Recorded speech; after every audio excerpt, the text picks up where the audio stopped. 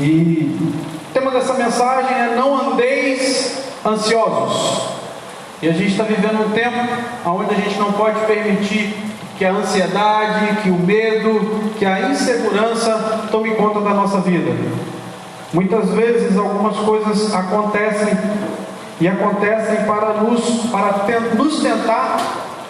para tentar nos paralisar. Quase não saiu, mas saiu.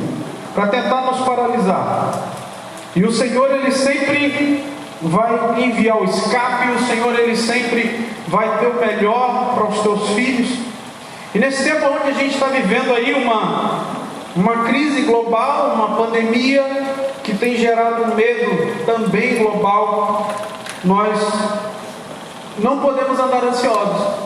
Nós precisamos crer no Senhor, nós precisamos acreditar que nada fugiu, nada foge do controle de Deus. Amém?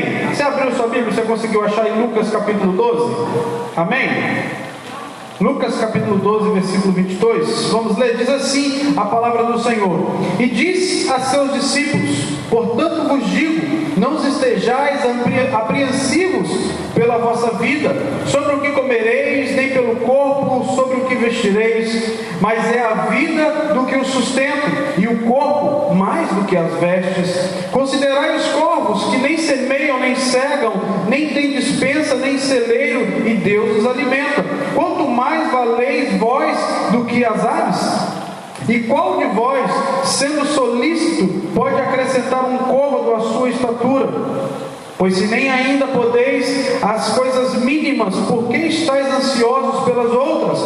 Considerai os lírios do campo, como eles crescem, não trabalham, nem fiam, e digo-vos que nem ainda Salomão, em toda a sua glória, se vestiu como um deles. E se Deus assim veste a erva, que hoje está no campo e amanhã é lançada no forno, quanto mais a vós, homens de pequena fé. Não pergunteis, pois, que haveis de comer ou que haveis de beber, e não andeis inquietos, porque os gentios do mundo buscam todas essas coisas, mas o vosso Pai sabe que necessitais delas. Buscai antes o reino de Deus, e todas essas coisas vos serão acrescentadas.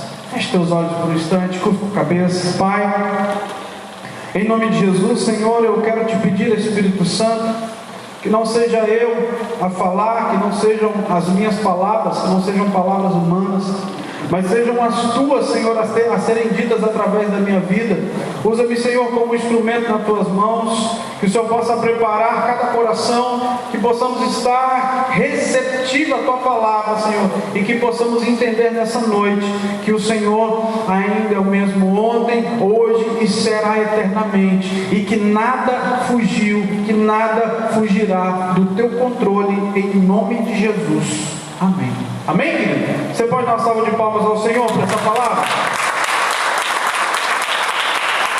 Eu gosto muito desse texto porque ele retrata uma realidade do nosso cotidiano.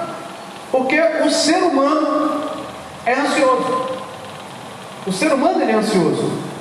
E isso acaba gerando e acometendo um dos grandes males do século. Porque a ansiedade muitas vezes leva a uma depressão e leva a outras coisas. E só que a ansiedade ela acaba fazendo parte da nossa humanidade.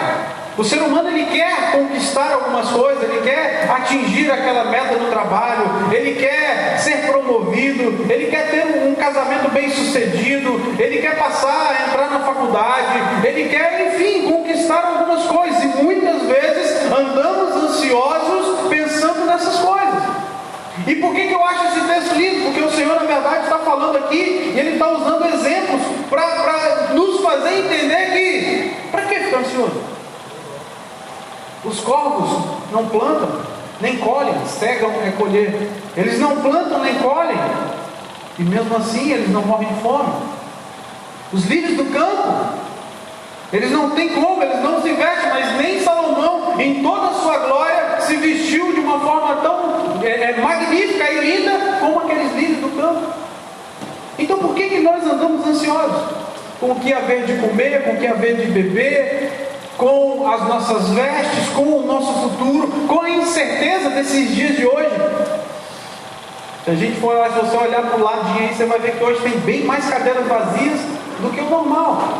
Porque tem muita gente ansiosa, porque tem muita gente com medo, tem muita gente receosa daquilo que está acontecendo. E é óbvio que nós não podemos ser insensatos, nós não podemos ser irresponsáveis. Mas também eu entendo algo, querido. Salmo 127:1 diz assim: se o Senhor não edificar a casa, em vão trabalham os que a edificam. Se o Senhor não guardar a cidade, em vão vigia a sentinela.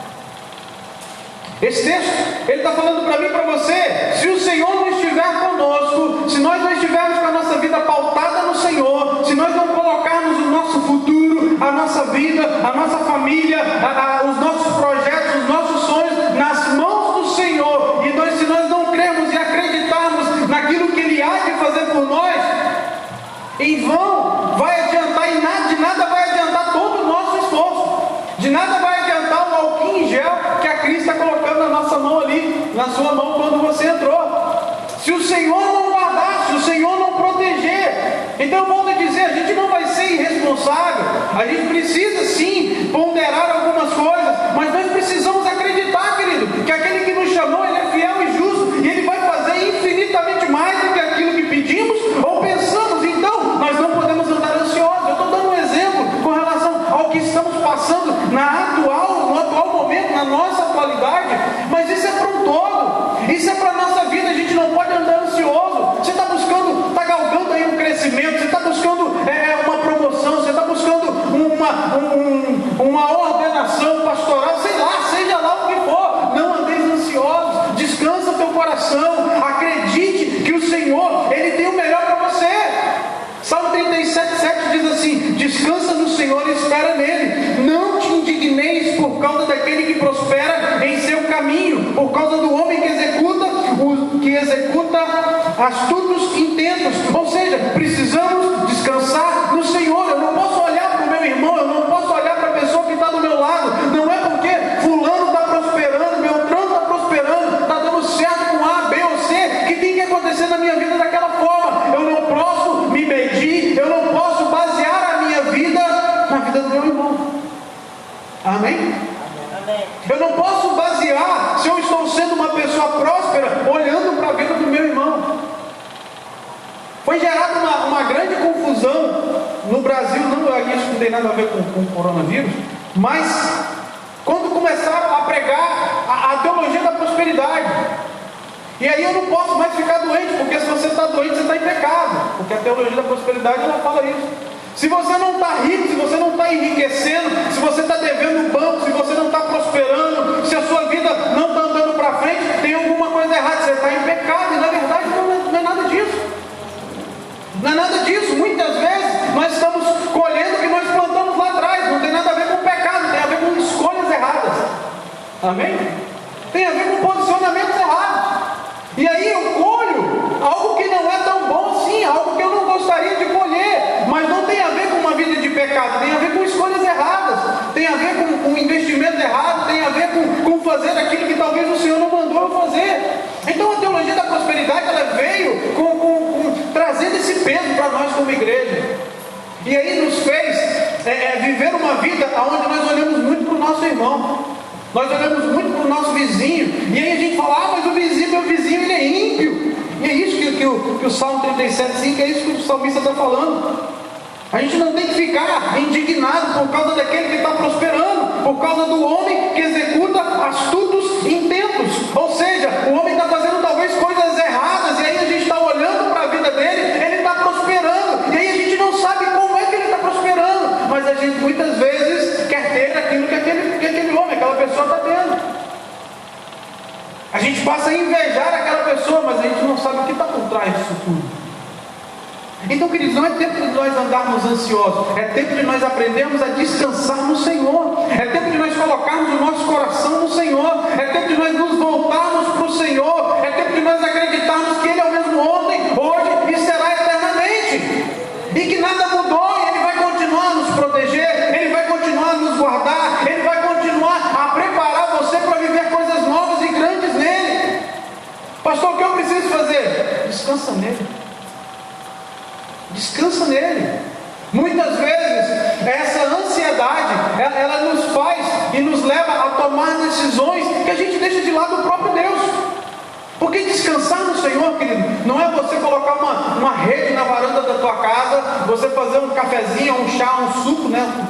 Só está muito quente esses dias, um suco bem gelado, e aí você vai ali para a rede e vai deitar naquela rede, descansar naquela rede, ouvindo até um louvor, tomando um suquinho gelado. Não, isso não é descansar no Senhor, querido. Descansar no Senhor é você entregar suas aflições na mão dele, é você entregar a sua angústia nas mãos dele, é você entregar a sua ansiedade nas mãos dele e acreditar que ele é o mesmo ontem, hoje e será eternamente, que ele tem o melhor para nós. Então eu não vivo baseado na vida do meu irmão, eu não vivo baseado em uma mentira, eu vivo baseado naquilo que o Senhor tem para a minha vida. Então eu aprendo a descansar nele, sabendo e entendendo que ele tem o melhor para nós. Ah, pastor, mas parece que na minha vida tudo dá errado, parece que na minha vida, parece que essa teologia da prosperidade que as pessoas falam aí, eu acho que eu estou acreditando que eu estou em pecado. Mas é isso mesmo que eles querem que você acredite em algo que não exista. E quando na verdade você precisa entender que tudo na nossa vida é um processo, como eu preguei quarta-feira aqui sobre os estágios do Senhor. Eu falei sobre Davi. Eu falei, se eu não me engano, 7 estágios. Davi ungido. E pronto, Davi ungido, agora vai assumir o trono. Nada. Vai pastorear a ovelha lá no pasto. Davi ungido, agora ele vai. Nada. Davi vai virar garoto de recado, vai mandar lá comida, vai levar comida para os irmãos. Querido, na nossa vida tudo tem um processo. Existem estágios, existem processos. E os processos de Deus não são como os nossos processos. Então é por isso que nós precisamos aprender a entregar tudo nas mãos dele. Deixa eu ver onde é que está o texto aqui que eu quero ler. Salmo 37:5. Entrega o teu caminho ao Senhor, confia nele e tudo ele fará. Nós precisamos aprender a entregar todas as coisas na mão do Senhor. Só que por causa da nossa ansiedade, a gente acaba fazendo coisas na força do nosso braço. A gente acaba tomando decisões sem consultar o Senhor. A gente acaba nos direcionando por um entendimento humano, sendo guiado pela voz do nosso coração. E a Bíblia fala: enganoso é o coração do homem. Você precisa ser guiado pela voz do Espírito, querido. Só que para ser guiado pela voz do Espírito, você precisa ter intimidade com Ele. Você precisa ter uma vida com Ele. E aí você precisa ter uma vida de renúncia. Você precisa ter uma vida onde você se aproxima a cada vez mais do Senhor. E aí você vai ser guiado por Ele. Você não vai mais agora ouvir simplesmente a voz do teu coração. E as coisas são engraçadas, porque lá fora, de repente, uma amiga sua, um amigo seu, o conselho que ele vai te dar é esse aqui, ó: ouça a voz do seu coração. Furada, querido. Furada, não ouça não. O coração vai te levar para furada. Ele não vai, a Bíblia está falando, você está falando, enganoso o coração do homem. Eu não posso confiar na voz do meu coração, eu preciso confiar na voz do Espírito Santo de Deus. É por isso que eu não posso ser guiado pelas minhas vontades, pela minha alma. Eu preciso ser guiado pelo Espírito. Eu preciso ser guiado por aquilo que Deus tem para a minha vida. Então, quando eu sou ansioso, eu me entrego nas mãos dele. Senhor, arranca de mim essa ansiedade. Senhor, arranca de mim esse medo. Arranca de mim, Senhor, essa incerteza. Coloca em mim, Senhor, uma coragem. Coloca em mim, Senhor, um entendimento de que o Senhor está no controle de todas as coisas. Porque tem coisas que só o Senhor vai poder trabalhar na nossa vida. Tem coisas que só Ele vai poder mudar em nós não vamos conseguir. Sozinho, provavelmente, a gente vai continuar ouvindo a voz do nosso coração. E a gente vai continuar quebrando a cara. E a gente quebra a cara hoje, e amanhã a gente repete, porque a gente decidiu ouvir novamente a voz do coração. E aí a voz do coração vai falar para você: ah, mas ele é tão lindo. Olha como ele é bonitinho, olha como ele é fofo, olha como ele te trata. E o Espírito Santo está falando: é furado, chuta que é laço. Isso vai te bater, isso vai te maltratar, isso vai aquilo. Mas a voz do teu coração está falando para você: ah, mas olha isso, tão fofinho, tão bonitinho. É mais ou menos isso. Estou falando um paralelo bem simples aqui, para fazer você entender, querido. A voz do teu coração não vai falar de uma realidade, daquilo que está por vir. O Espírito, ele sabe, a voz do Espírito Santo de Deus, ele sabe aquilo que está por vir. Então ele vai falar para você a realidade. Ei, sai fora, querido. Não mexe com isso daí não, vai para lá, não vira por aí não, vai para lá. Então nós precisamos aprender a descansar no Senhor, a entregar todas as coisas na mão dele, a confiar plenamente no Senhor e deixar todo esse medo, toda essa incerteza. Porque, queridos, se a gente for nos pautar por tudo aquilo que está sendo dito, a gente não sai de casa. É verdade ou mentira? A gente vai ficar preso dentro de casa. E aí, como é que vai ser a comida? Como é que vai ser o sustento da casa? Como é que vai ser para receber o dinheiro no final do mês? Você acha que o patrão vai trabalhar? Patrão, ó, vou trabalhar não, porque como é, vou pegar ônibus, como é que eu vou pegar o ônibus aí para trabalhar, chegar amanhã aí o patrão vai falar para você, tudo bem, não tem problema não, no final do mês não tem salário. E pode ser que chegue no final do mês já tenha outro trabalhando no seu lugar também. Porque existe uma máquina que precisa girar. E infelizmente essa é a realidade. Então assim, nós temos orientado os nossos irmãos aqui no nosso grupo de WhatsApp. Nós temos falado que a gente vai estar atento àquilo que está vindo de direção oficial. Não é o fulano está falando, o Beltrano está falando, o Facebook, fulano postou no Facebook, que não é não, querido. A gente precisa ter fontes seguras, fontes governamentais que estão dando uma direção. Se amanhã acontecer o que aconteceu na Itália, na Espanha e em outros lugares, vamos fazer o que eles estão falando. Mas por enquanto não. Então eu preciso acreditar no Senhor, eu preciso confiar, eu preciso descansar nele. Eu não posso parar a minha vida, nós não podemos parar a nossa vida. Hoje nós tínhamos um culto lá na Praça da Liberdade, e aí os pastores perguntaram, e aí o culto da praça? Vai acontecer.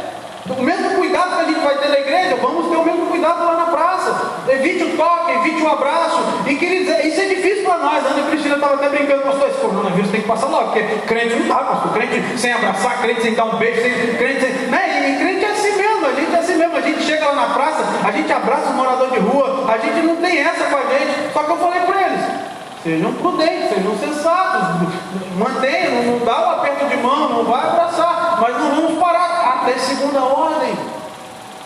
Então, a gente não pode paralisar a nossa vida. E eu não estou falando de um burburinho, existe algo real, verdadeiro, que está matando muitas pessoas. É por isso que a gente precisa vigiar. Mas nós precisamos acreditar no Senhor. Nós precisamos entender que é Ele que nos protege. Nós precisamos entender que, como diz lá em Salmo 127:1, se o Senhor não edificar a casa, em vão trabalhos que nela edificam. Se o Senhor não guardar a cidade, em vão vigia o sentinela. Então eu preciso colocar tudo nas mãos do Senhor. Se Ele estiver contigo, querido, vai dar tudo certo. Mas pastor, e se eu contrair esse vírus? Se Ele estiver contigo, vai dar tudo certo. Você crê no Senhor? Eu preciso crer, querido. Eu preciso acreditar. Eu preciso acreditar, sabe por quê? Eu entro na segunda parte. Deus não é homem para que minta. Deus, Ele não é homem para mentir. Deus, Ele não te promete algo que não vai se cumprir, querido. Então existem coisas na sua vida que ainda precisam acontecer. Tem coisas que ainda não aconteceram na tua vida. Então fica calmo, descansa o teu coração. Aprende a descansar o teu coração e deixar toda essa ansiedade de lado. Depois você pode conversar um pouco melhor com a Cris sobre a ansiedade, ela é psicóloga. Mas é algo que nós precisamos trabalhar na nossa vida, mas entendendo que o Senhor está no controle de todas as coisas, querido.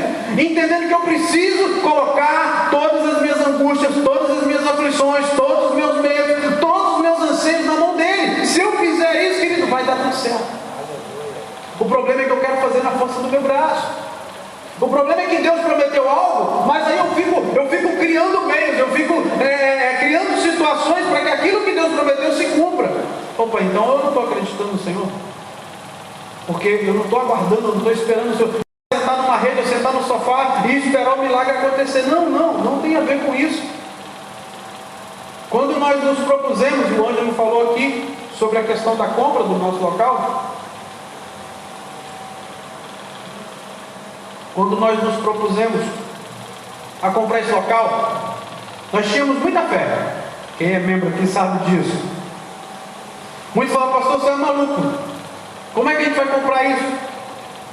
E realmente, humanamente falando, a gente não teria condições nenhuma. O valor pedido inicialmente aqui era R$500 mil. para esse galpão e mais 3 terrenos aqui do lado, que foi o que a gente comprou, o galpão e mais 3 terrenos aqui do lado. Então, humanamente é impossível. Nós somos uma igreja que tem até uma estrutura grande, mas nós somos pequenos. A gente tem 3 anos de idade. E aí, para comprar, precisava ter uma entrada. Essa entrada era 50 mil reais. E a gente tinha 10 no caixa. A gente tinha 20% do valor da entrada. E agora? Faltava 40 mil. Como é que vai conseguir 40 mil em 2 meses? Como é que vai conseguir esse valor numa igreja que tem 60 membros, numa igreja que talvez entra 5 mil por mês?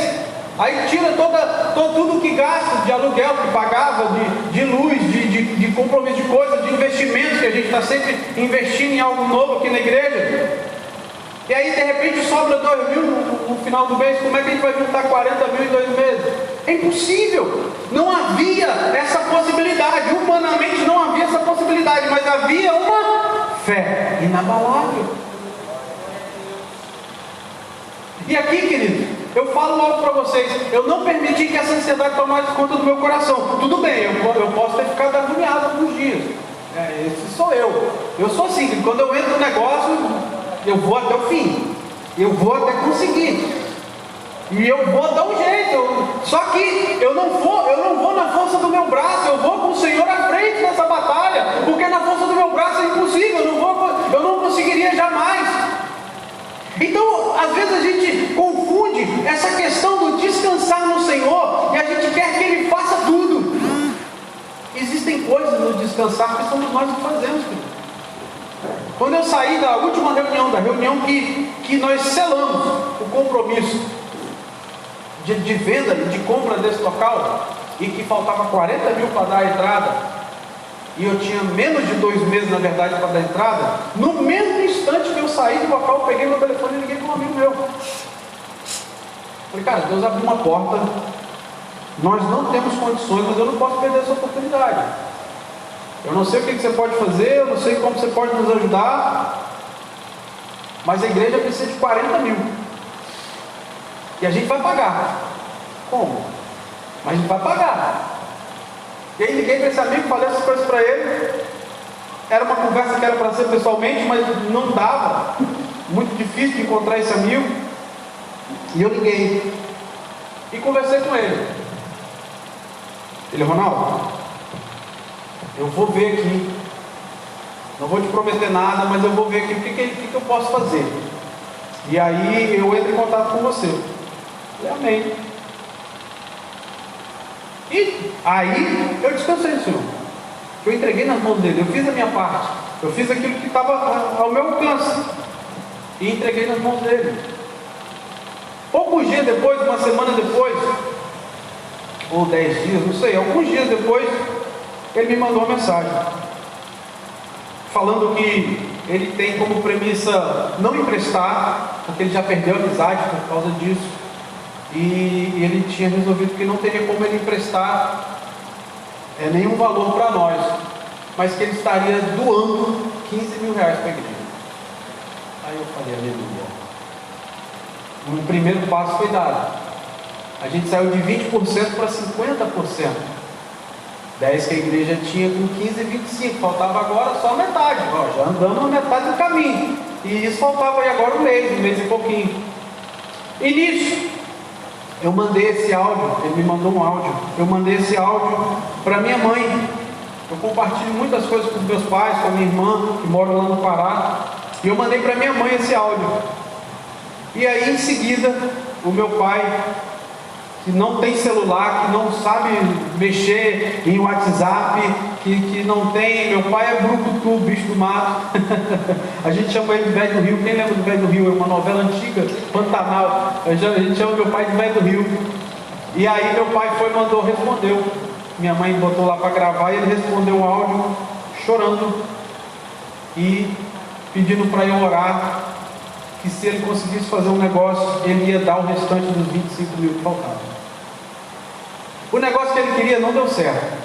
Deus abriu um outro negócio que não tinha nada a ver e surgiu esse negócio e ele mandou os 25 mil que faltavam.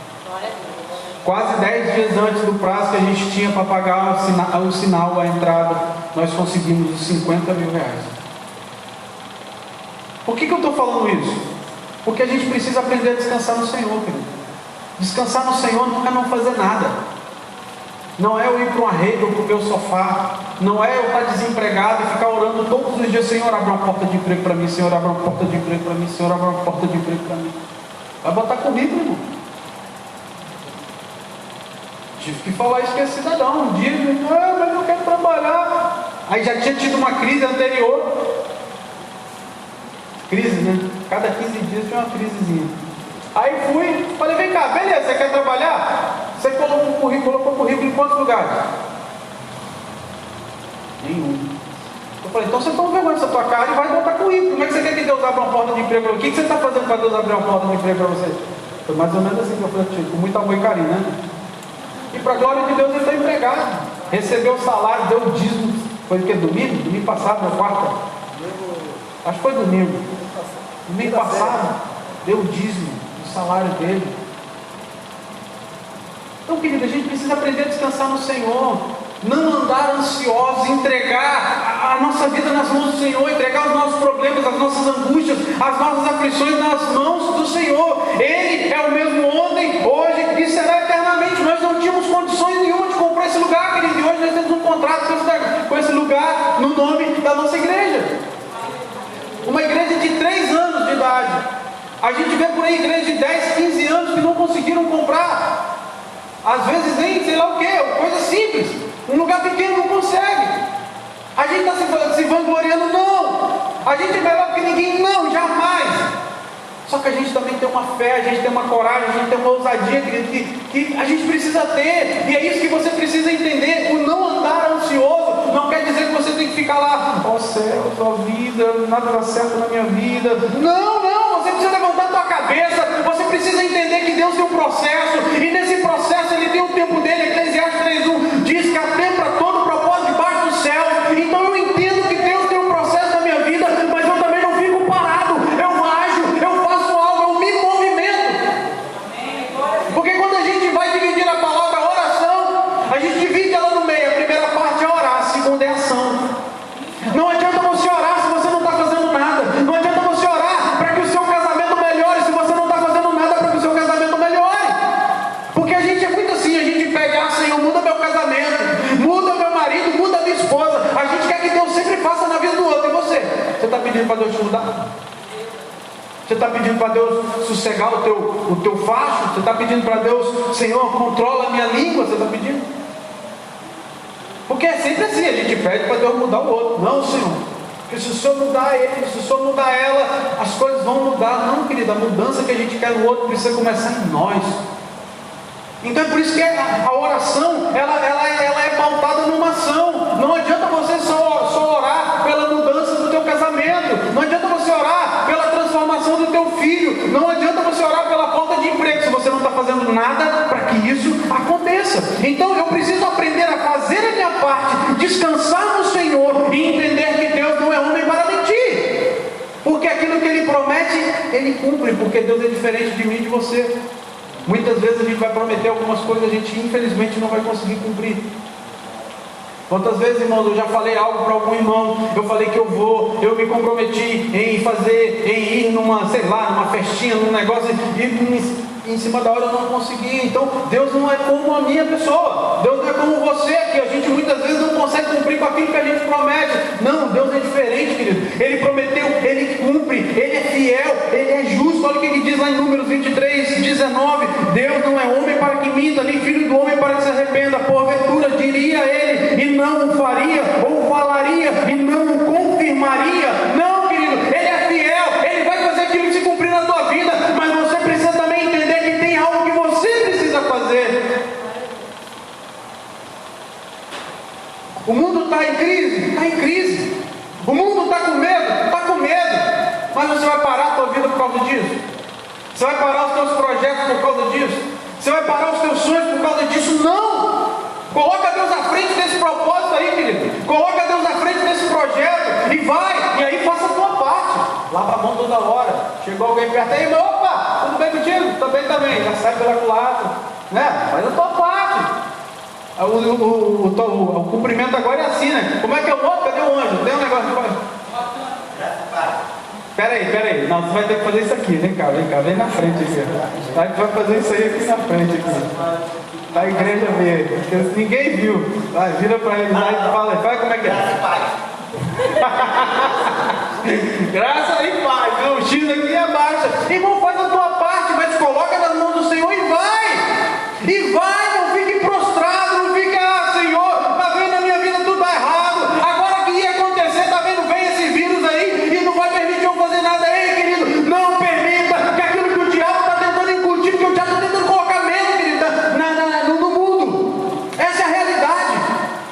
Eu creio no juízo do Senhor, eu creio que a gente está vivendo o final dos tempos, eu creio, mas o diabo ele aproveita de situações para nos paralisar e te impedir de avançar. Deus está mandando você ir, Deus está mandando você marchar, mas você está olhando para trás, você está com medo. O exército está vindo, na frente tem o mar, e aí você olha, e agora, o que a gente faz? Moisés pergunta para o Senhor, e Deus fala para ele, diga ao povo que marche.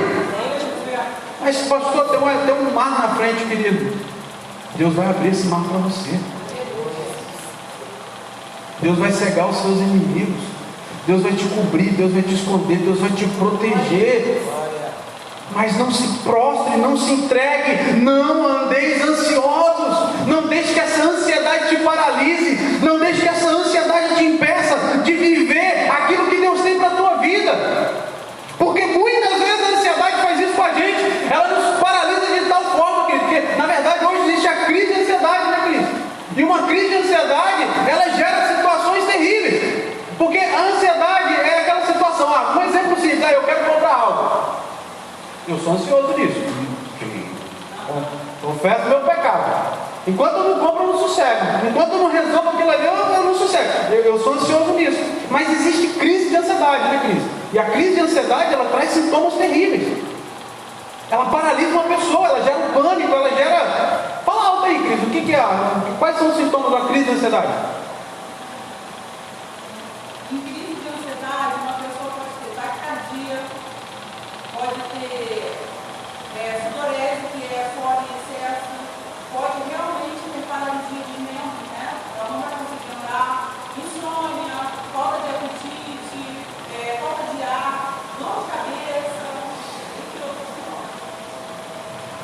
Você reconheceu algum desses aí?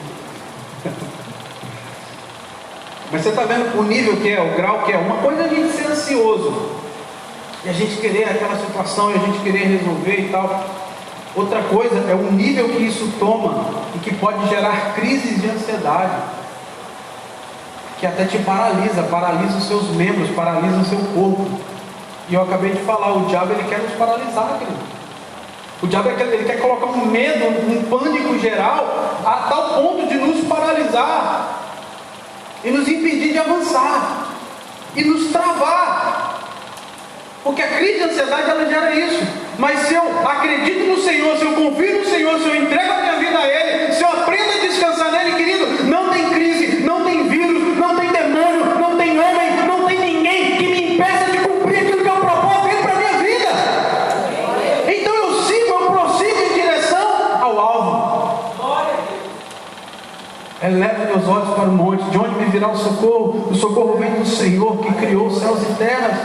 Está difícil? Olha para o monte, querido, olha para o alto, olha para o alvo. Para de olhar para a circunstância, para de olhar para a vida ruim, para de olhar para os problemas, para de olhar para a vida do teu vizinho, que talvez está melhor do que a tua. Olha para o alvo, porque é de lá que vem o teu socorro. Para de se pautar naquilo que está acontecendo ao seu redor. Para de se analisar com aquilo que está acontecendo à tua volta. Não olhe para as circunstâncias, olhe para Deus.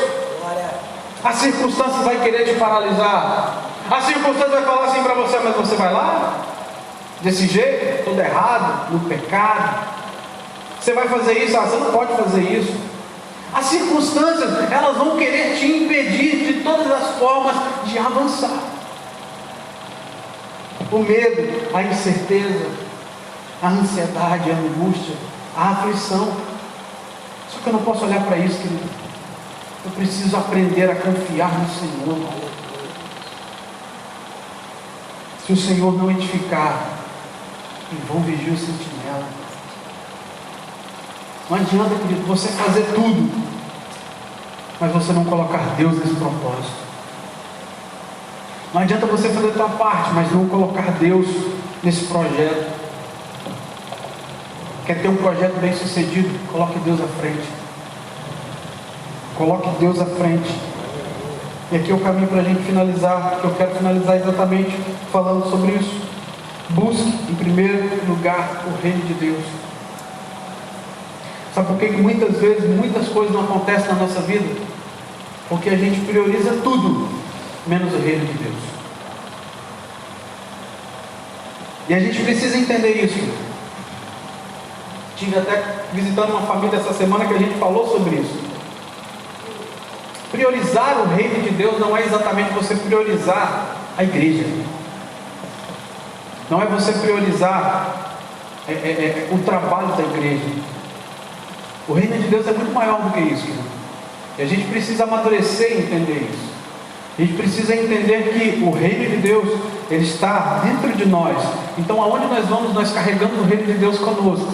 E o Senhor, Ele nos colocou nessa terra como agentes de transformação, como homens e mulheres que estão dispostos a manifestar o reino dEle. Então eu preciso entender que buscar em primeiro lugar o reino de Deus é eu buscar entender o propósito e a vontade de Deus para a minha vida. Que não necessariamente é a questão da igreja, porque durante muito tempo a gente confundiu e a gente foi na verdade ensinado. Por exemplo, vou te dar um exemplo. Eu aprendi isso, eu tenho certeza que você aprendeu assim também. Um gráfico, uma escadinha, uma pirâmidezinha. Que em primeiro lugar está Deus, né? Amém? Ninguém discute isso. Mas dentro desse gráfico que a gente aprendeu há um tempo atrás, vem Deus, aí vem a igreja e aí vem a família. Quem aprendeu dessa forma, levanta a mão. Ninguém aprendeu. Você aprendeu, você pode ter aprendido depois, você pode ter mudado o entendimento depois. Mas quem já ouviu esse gráfico dessa forma, levanta a mão. Deus, igreja e família. Durante muito tempo a gente priorizou mais a igreja do que a nossa família. E é por isso que muitas famílias se destruíram. É por isso que até hoje tem filhos de pastores que estão desviados, que não querem saber de igreja, porque pastores priorizaram mais a igreja do que a própria família. Então esse gráfico, ele é errado, ele é um gráfico errado, é um ensinamento que nos foi passado de uma forma errada, nos fazendo viver o tempo todo dentro da igreja. E, irmãos, eu sou pastor de igreja. Como eu quero que você faça parte das coisas da igreja, como eu quero que você se envolva com as coisas da igreja, como eu quero que você trabalhe na obra da igreja. Mas nós precisamos ter essa maturidade, essa sabedoria, esse discernimento. O gráfico é Deus, a minha família. Eu ainda falei algo nesse dia, eu ainda coloco algo antes aqui da igreja, o meu trabalho, e aí a família. Porque como é que eu vou sustentar a minha família se eu não tiver trabalho? Eu tenho certeza que você conhece ou já ouviu alguém que se entregou totalmente à obra do Senhor, a obra, entre aspas, do Senhor, e ficava 24 horas na igreja, e cuidava, e fazia obra física mesmo, pintava, quebrava, construía, lavava, ficava na pontaria, estava ali, 30 dias no mês, 30 dias estava ali dentro. Minha família passava fome em casa. Irmãos, isso está errado, irmãos.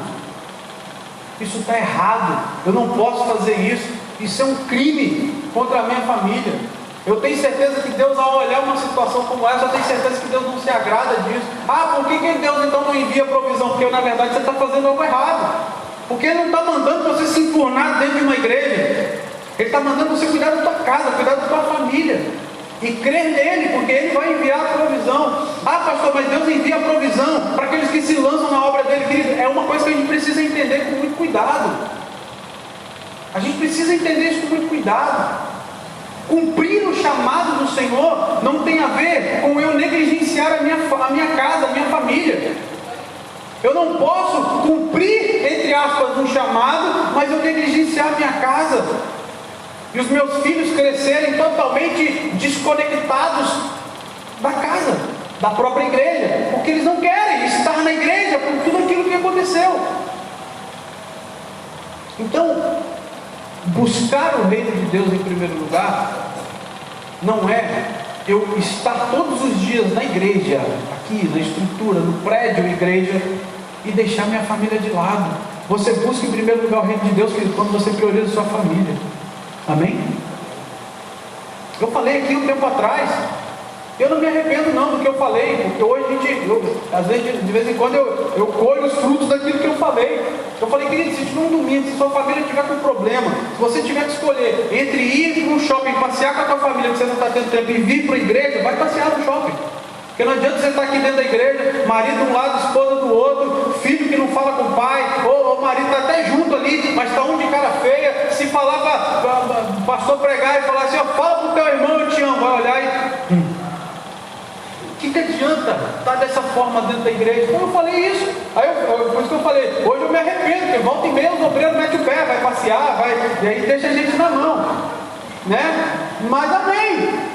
Eu falei, agora eu tenho que arcar com aquilo que eu falei. A gente precisa ser sensato, né? A gente precisa ser sensato. Mas eu não volto atrás, querido. Você precisa priorizar sim sua família. Você precisa aprender a priorizar a sua família. Buscar em primeiro lugar o reino de Deus. Talvez você vai buscar em primeiro lugar o reino de Deus priorizando a tua casa, priorizando a tua família. E aí eu volto a dizer, isso não tem a ver com você negligenciar aquilo que você faz dentro da igreja. Irmãos, isso é uma palavra que eu tenho usado muito ela nesses dias, a gente vai terminar. E essa palavra ela precisa fazer parte do nosso cotidiano. Essa palavra é equilíbrio. Nós precisamos ter equilíbrio. Porque o que acontece? Tem muita gente que se descobre nesse contexto onde buscava o reino de Deus de uma forma louca e, meu Deus, e fazia tudo dentro da igreja, e não fazia nada em casa. Aí ele descobriu que estava errado, porque veio uma geração nova aí e começou a pregar e começou a mostrar que, peraí, Deus não quer isso de nós não. Deus não quer uma igreja arrumadinha, mas uma casa destruída. E aí o que começou a acontecer? Eu comecei a abandonar totalmente a obra do Senhor. Peraí, deixa eu cuidar da minha casa está fora de ordem. Equilíbrio, meio termo, aqui ó, fica no meio. Pastor, olha só, eu faço isso, na mão não dá para contar tudo que eu faço na igreja. Eu preciso de uma ajuda do Senhor. Me dá um tempo nisso daqui, me dá uma força nisso aqui, que eu preciso colocar a minha casa em ordem, porque a minha casa está bagunçada. Então eu busco o equilíbrio. Só que aí ao invés de eu buscar o equilíbrio, o que eu faço? Eu saio de tudo da igreja. Não, minha casa está bagunçada, eu não posso da igreja. Só que você negligenciou há 10 anos. E agora você quer resolver tudo de uma hora para outra? Deixando de lado o reino de Deus aí, deixando de cumprir o teu chamado, o teu propósito. Não, Deus não quer isso de você, querido. Deus quer que você amadureça e que você encontre e busque o equilíbrio. São palavras que nós precisamos viver nesses dias: equilíbrio, sensatez, bom senso, para que a gente viva o reino de Deus. Porque o Senhor, Ele quer te usar. Ele não quer que você pare de fazer as coisas. Ele não quer que você pare de pregar, Ele não quer que você pare de fazer a obra dEle, Ele não quer que você pare de anunciar, não. Ele quer que você coloque a sua casa em ordem, sim, isso é fato. Mas uma coisa não impede a outra. Uma coisa não limita e não pode proibir que a outra aconteça. Não, eu preciso encontrar o equilíbrio nisso.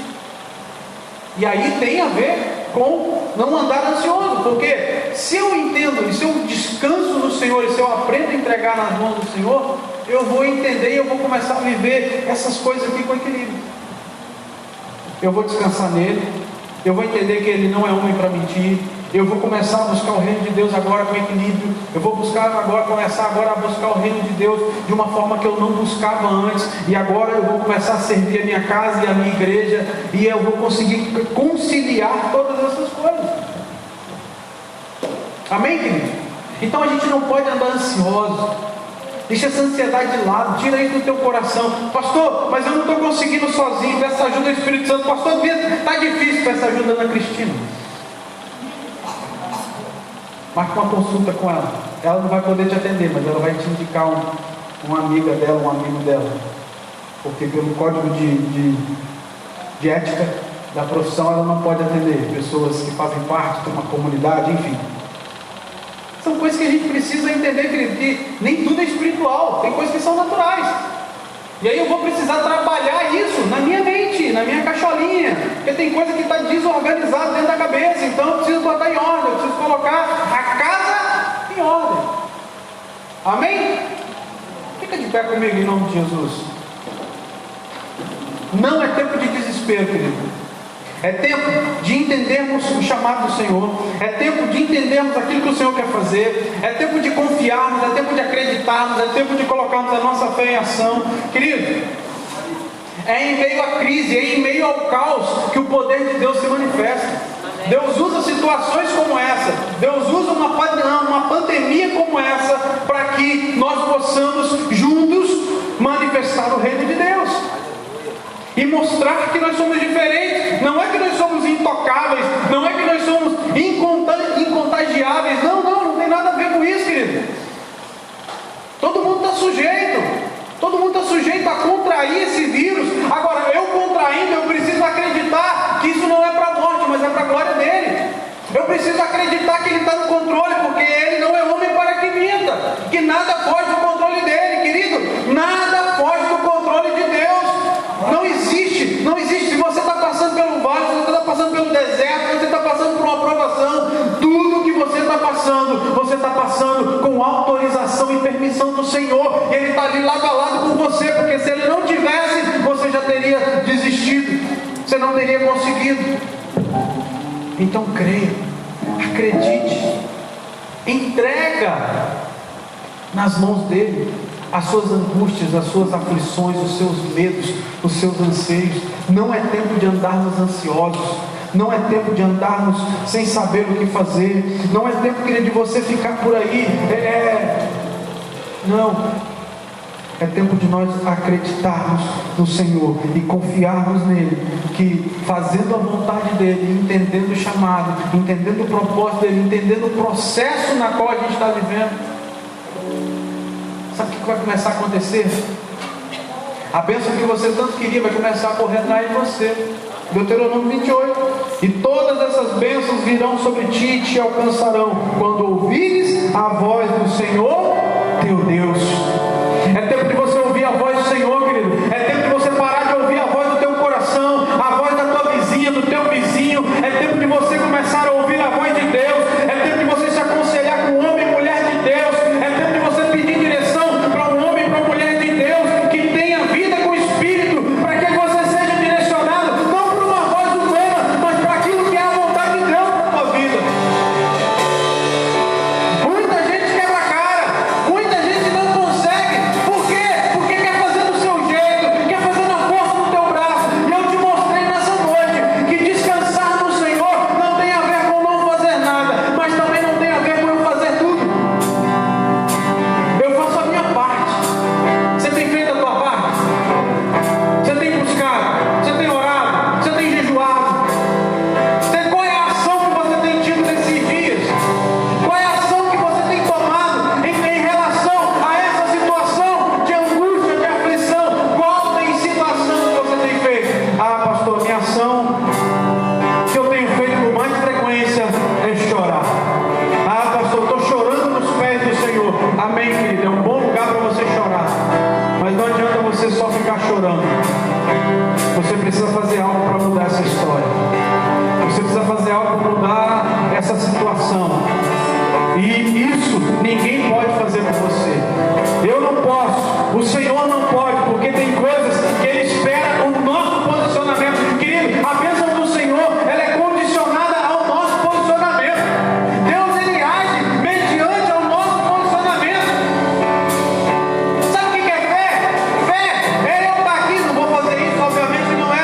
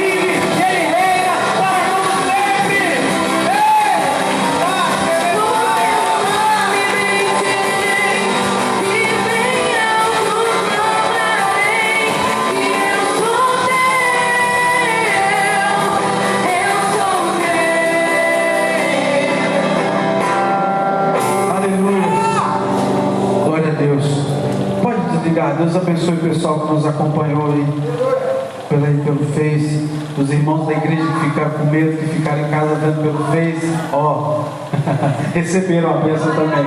Deus abençoe a todos. Senta aí um minutinho, querido, nós já vamos.